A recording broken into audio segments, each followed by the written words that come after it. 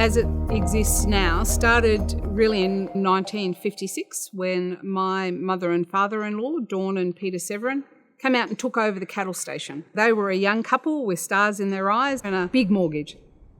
Curtin Springs was then technically the end of the road. Lears Rock did not exist as a tourist destination in 1956.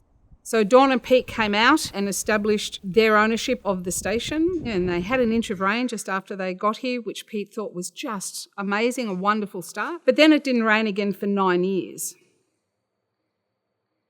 As a brand new business for them, life was a bit of a challenge. In the first year that they were here, 6 people drove down the road. 2 friends of theirs who believed that they had perished, 2 stock agents who wanted them to buy some more cattle so they could increase the mortgage, and 2 what we would now call bona fide tourists. The second year, 9 people drove down the road, so a 50% increase in the throughput of the business. Pete and Dawn were able in those early years to offer some of those support services to those early intrepid travellers, and that was the start of the tourist side of the business.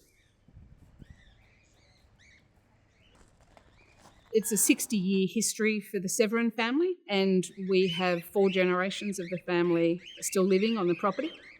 We lost Dawn quite some time ago, but Peter is 89 and still doing strong and still a very active part of the business decisions every day.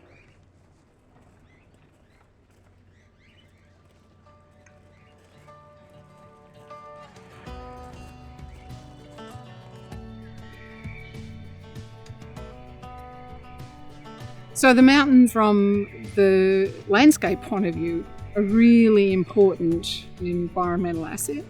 It's a different land type. We don't have this same land type anywhere else on the station. It's really quite fragile, so it's important that we monitor what's going on.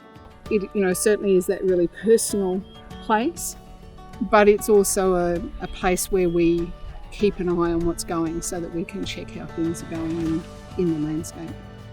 If you're anywhere on the property and you can't see it, you know you're getting close to being bushed.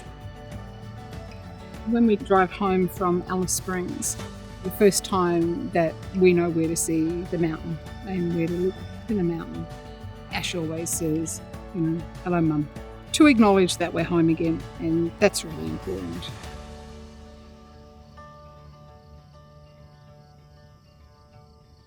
There's been, in some cases, quite a lot of changes in how things operate since 56, but in other ways, they're still the same. We're offering support services to the travelling public. So the first liquor licence that Peter had said that he needed to have stable horses and beds for 3 people. But now we've got 27 accommodation rooms in the campground. We're seeing 300,000 visitors through our doors every year, which is a significant change from those 6 people who drove down the road in the beginning. The travelling public is much more savvy now. They're much more experienced. There's a whole lot of opportunities that they have worldwide. And it's how do we make our opportunity a true destination for them. And that certainly is about being able to tell the story and allowing people to make that connection with us personally.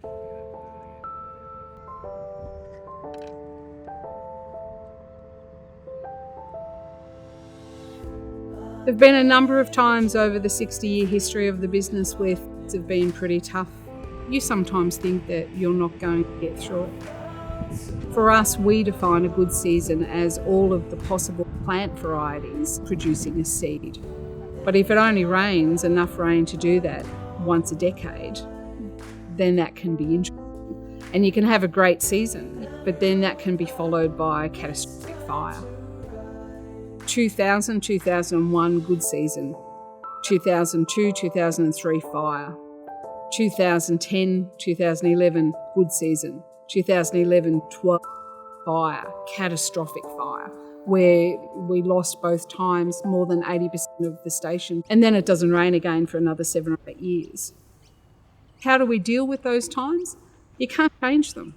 You can only change what you do in response. You just plant one foot in front of the other, and you just keep going.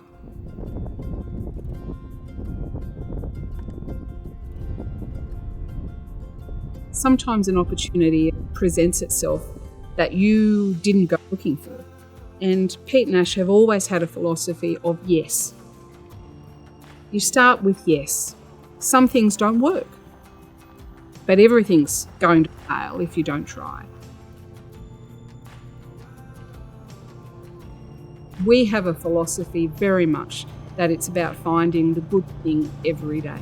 And in this amazing landscape that we get to call home, if you can't find a good thing, then you shouldn't be here.